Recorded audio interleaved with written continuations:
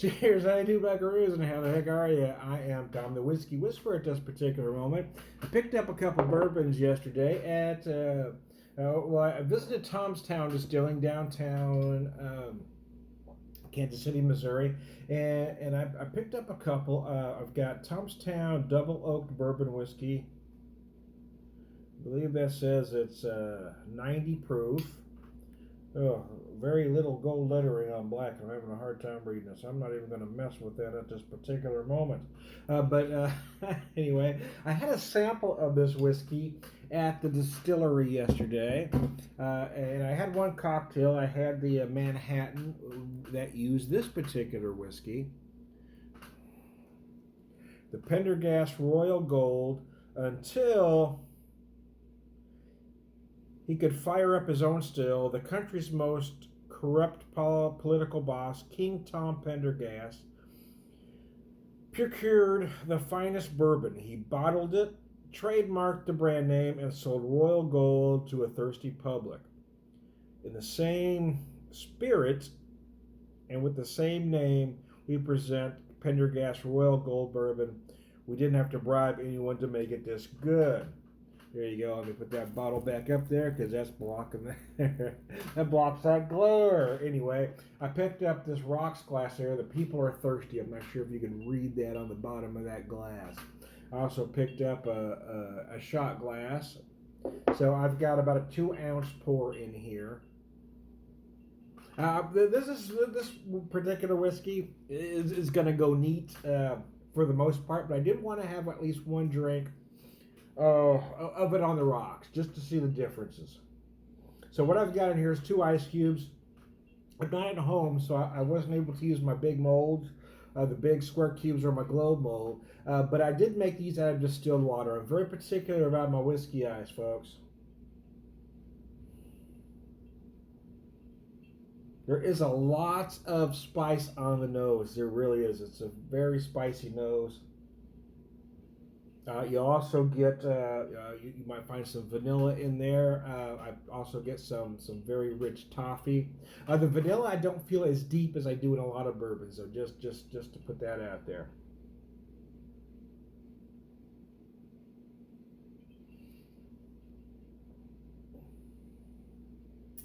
Damn, that's good. Yeah, what I like about it, there's a lot of flavors I'm going to get to, but one thing what I really enjoy about it is the dry, clean finish. Very dry, oaky, spicy. It's very nice. The spices that I get, especially at the end, are a combination of cinnamon, clove, and maybe just a slightest notion of cayenne. Just a little bit of cayenne right there at the end.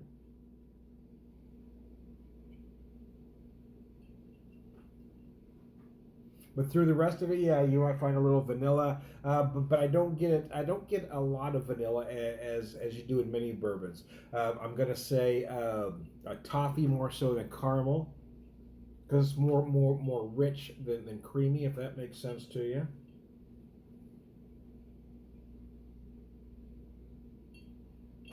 I also feel like I'm getting some herbal undertones, which is interesting. I feel like I'm getting just a touch, again, just a suggestion, just the idea of just a little bit of anise going on in there. It's absolutely gorgeous. It really is. It's beautiful. When I was there yesterday, the bartender Jonathan, I had a Manhattan, which was quite possibly the best Manhattan I've ever had in my life. And one of the things I've loved about it is it wasn't overly sweet. The only time I ever order a Manhattan out is if I'm on a vacation. If I'm out of town, that's my decadent, that's my splurge cocktail.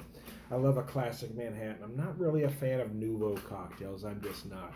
There's always one ingredient they've got in there to make it trendy that just doesn't work for me, my taste buds and my sensibilities. I just don't like trendy cocktails. I like the classic cocktails, and sometimes I'm a little wary about even an old fashioned because a lot of places will make it too sweet. But the Manhattan's kind of the same way for me. I love the Manhattan, but a lot of them will put too much sweet vermouth, making it too sweet for me. This one was gorgeous, just enough vermouth to say you've got some vermouth in there. That's it. Two Luxardo cherries. Uh, oh gosh, and it just has that dry oaky finish. It finished drier than any Manhattan I've ever had out in my lifetime. It was gorgeous. But it did make. He gave me about a ½ ounce pour of this to sample, along with this double oak whiskey, and both were very enjoyable. But I wanted to have it. I wanted to have some neat, which I've already done, and then I wanted to have some on the rocks to really see what the whiskey has to offer without those Manhattan components.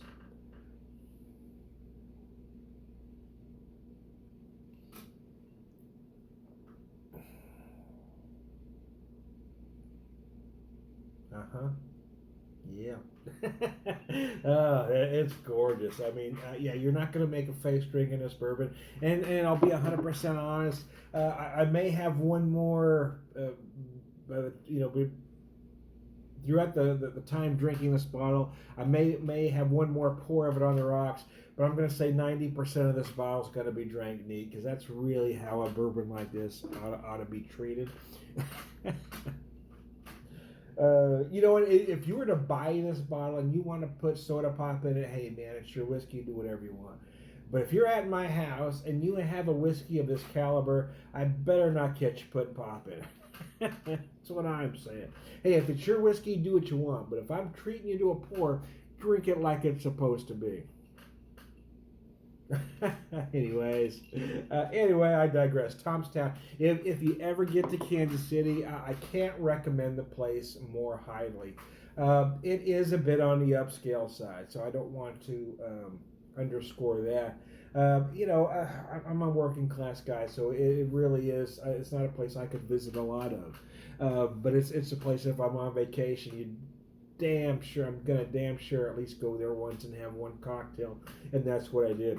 See, if I get back up here at a later date and come up here again, I've already bought the glasses, so I don't need to do that again, so I can afford 2 cocktails. But this time I just had. Well, it wasn't just about the affordability, to be honest with you, because in the grand scheme of what things cost these days, they aren't that expensive. But for an upscale lounge, let's say. But we were visiting a lot of places, so and I didn't want to have too many cocktails or beers in any one spot, because I know we were hitting a few. So that really is the main reason I only had one cocktail.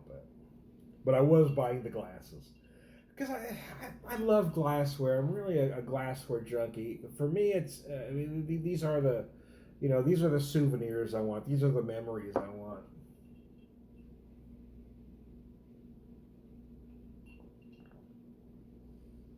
You get a little bit of sweetness. I overheard when he was describing it to somebody else. It is predominantly corn. I believe rye is a secondary grain here.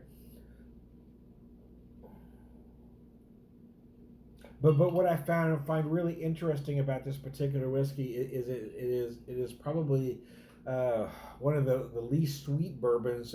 Bourbons tend to get sweet, and there really isn't a lot of sweetness going on here. What there is going on here is a lot of flavor, a lot of spice, a lot of oak, and just a lot of fine whiskey. There you go. I am Tom the Whiskey Whisperer, whiskey evangelist, prolific whiskey drinker, pervert wisdom, and all around good guy. Cheers, y'all.